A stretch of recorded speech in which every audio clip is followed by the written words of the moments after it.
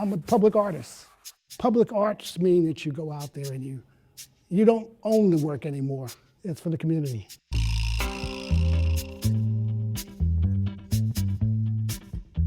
I went to Springfield College. I needed a job, and I wandered over to the art department building because I heard they needed somebody to clean up.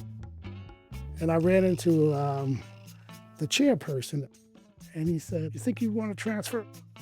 Well, I have an art and urban life program. I said, "Art and urban life program? What is that?"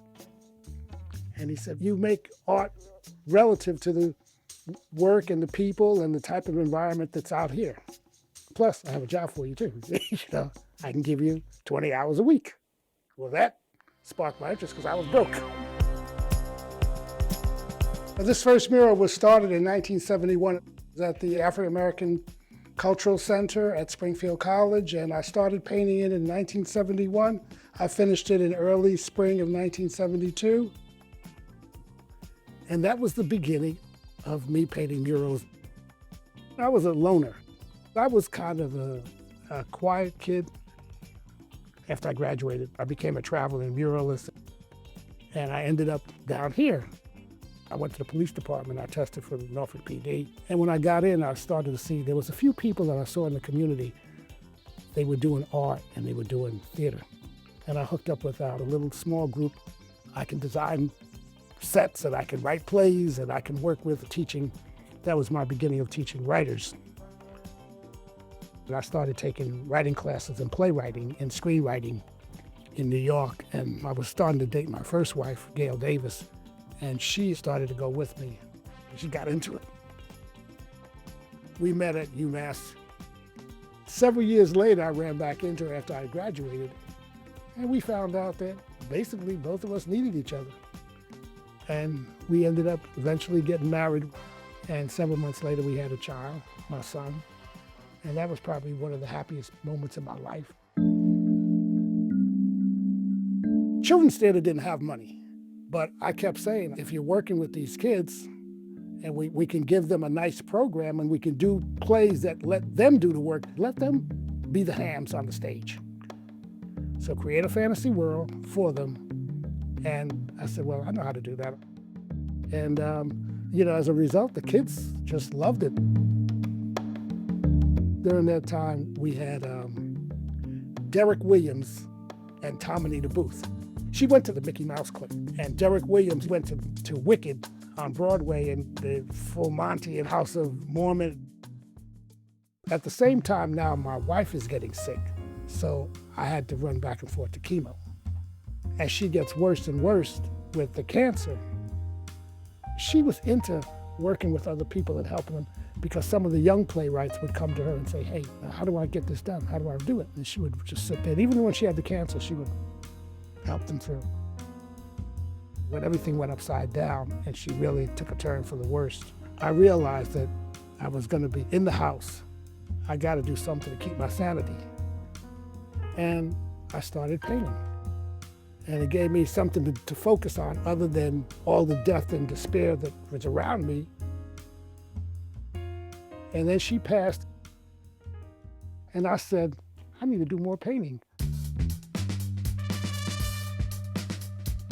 This is from Dr. Valerie Meeks when she was in Rwanda. You see her with the little mirror and one of the tools that you do for cleaning. She had gone over to Rwanda to do some work. Harvard Initiative was doing the dental school. They were creating a first dental school in Rwanda, right after the genocide. There's a happiness in this clinic. So I had to make it so that in this world that they created, it was like, I wanted to give it a feeling of happiness. There was dignity because that was one of the things that she wanted them to have. She did not want them to walk out of there without their dignity. One of the patients that she had, they had asked him, who was the person that had the most influence on your life? He said, Dr. Meeks. She gave me back my smile. So I thought about it. I said, no, this always has to be about smiling. There's the teeth here. They're bright. There's the toothbrushes, and she always used to tell them, you gotta brush. And of course, the sunlight and they're happy up here, and the angel was up there. And we don't have enough public servants that care about people. We need to write more stories about public servants and people, just ordinary people who rise to greatness because of what they give.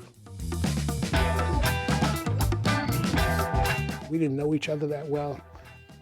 I was working with a group of alumni people, so we were trying to get a scholarship. So we were calling around to people we knew, and I happened to know Valley. We just became like phone pals. But she always encouraged me to keep painting and keep doing this. She pushed me. I think it's the support that she gave me. And finally, I started going up and seeing her, and we ended up, coming together. She was that voice that was kind of like a grief counselor for me. Valley was a lifeline to me. We ended up getting married. I look at it like, I will never forget Gail, but I've moved on to a new life.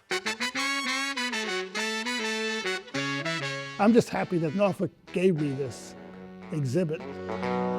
I've had people tell me that they have seen it, they loved it.